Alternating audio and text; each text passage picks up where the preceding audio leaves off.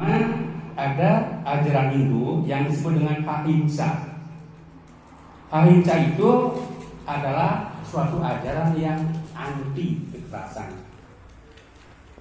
Tidak ada menginginkan anarkis, permusuhan, apalagi sampai berakibat merugikan atau mengorbankan orang lain. Nah, dalam ajaran ahimsa itu memang ditekankan menyakiti, menyiksa orang lain itu tidak berbeda dengan menyakiti, menyiksa diri sendiri. Nah, dengan demikian sesuai dengan moderasi beragama, yaitu anti kekerasan. Itu kami sudah melaksanakannya. Nah, yang kedua yaitu juga diajarkan sebagai makhluk sosial harus hidup harmonis sesama manusia, harus saling toleransi sesama manusia. Nah, itu pun sudah diajarkan melalui Trihita Karana, yaitu pertama, sebagai makhluk Tuhan, sebagai umat manusia yang bertakwa kepada Tuhan Yang Maha Esa, harus manusia itu selalu harmonis kepada Tuhan. Keharmonisan itu bagaimana? Ya diwujudkan melalui praktek-praktek keagamaan. Bagaimana cara sembahyangnya, berapa kali dalam sehari sembahyang, tempatnya di mana dan sebagainya. Nah, timbullah keharmonisan hubungan manusia dengan Tuhannya. Ya.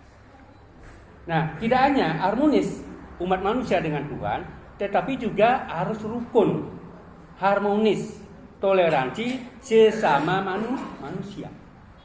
Jadi sehingga kami berkaitan dengan moderasi beragama, ya harus rukun, harus harmonis. Harmonisnya di mana? Yang pertama, harmonis di internal agama itu sendiri. Nah, saya yakin ya tidak hanya di Indo, ada mungkin juga apakah aliran dan sebagainya, itu harus harmonis. Nah, ini kata ada masalah, diselesaikan secara musyawarah, tidak boleh dilakukan dengan kekerasan. Harmonis, toleransi. Nah, toleransi ini diwujudkan dalam berkehidupan bermasyarakat.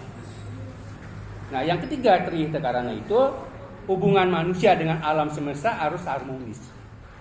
Nah, ini toleransi hubungannya dengan moderasi beragama. Nah, bagaimana kita bisa hidup ya dengan sejahtera, dengan nyaman dan sebagainya, manakala alam semesta itu rusak. Nah, supaya harmonis, ya alam itu kita pelihara, alam itu kita rumah, alam itu kita nikmati, nah, sehingga kehidupan kita menjadi sehat. Nah, Ibu-Bapak sekalian, di agama Hindu, mungkin Ibu-Bapak sekalian, apakah di Jawa, daerah lain, dan di Bali, selalu menyertakan kesenian atau kearifan lokal. Nah, kenapa demikian? Karena kearifan lokal itu perlu diuri-uri. Kearifan lokal, kesenian tradisional, budaya tradisional itu adalah warisan leluhur kita. Nah, ini kata ada budaya-budaya di luar Nusantara masuk ya bisa, tapi harus difilter. Jangan sampai budaya yang menjadi warisan kita hilang. Mengapa dalam Hindu sangat menguri-nguri kearifan lokal? Ini berkaitan dengan agama. Satwam ajaran agamanya, Sudaram adalah seni. Dan demikian untuk diketahui Bapak sekalian, seni di kami ada dua sih. Seni religi. Nah, seni religi memang dipentaskan, ditampilkan sebagai salah satu pelengkap upacara keagamaan.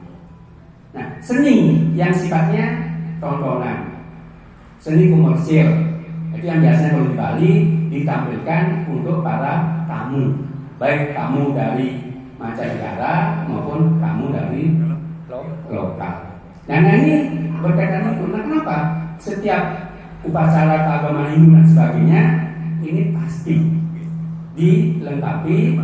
Nah, Bapak sekalian, nah itu berkaitan dengan dharma agama. Nah, yang keempat ada dharma negara. Nah, kita umat Hindu atau kita pada umumnya sebagai warga negara ya harus setia kepada pemerintah. Nah, kami diajarkan yaitu ada catur guru. Catur guru yang keempat yaitu setia kepada pemerintah yang disebut dengan guru wasesa. Nah, untuk itu bos sekalian, tadi sudah disinggung oleh moderator, oleh Pak Ana, konstitusi Pancasila NKRI itu merupakan kewajiban kita untuk mengamankan sekaligus mengimplementasikan. Nah, itu adalah bagian dari ajaran kami Dharma Negara. Dharma Negara. Nah, bagaimana konstitusi yang kita terapkan? Karena konstitusi Undang-Undang Dasar 1945 merupakan sumber dari segala sumber hukum atau segala dari hukum yang ada di Indonesia. Nah, diturunkanlah menjadi peraturan, menjadi keputusan dan sebagainya.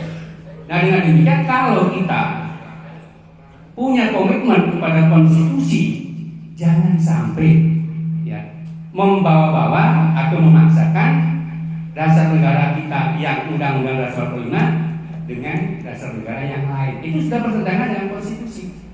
Kami di Hindu tak bisa, karena itu merupakan bagian dari Dharma Negara. Pancasila, tadi Pak Anang sudah banyak menguraikan. Nah, tinggal implementasi dari Pancasila itu bagaimana. Saya setuju. Ya, kami khususnya umat Hindu sangat setuju. Pancasila itu jangan hanya sebagai slogan. Jangan hanya sebagai kata-kata mutiara, dibaca, didengarkan itu bagus, indah. Tapi implementasinya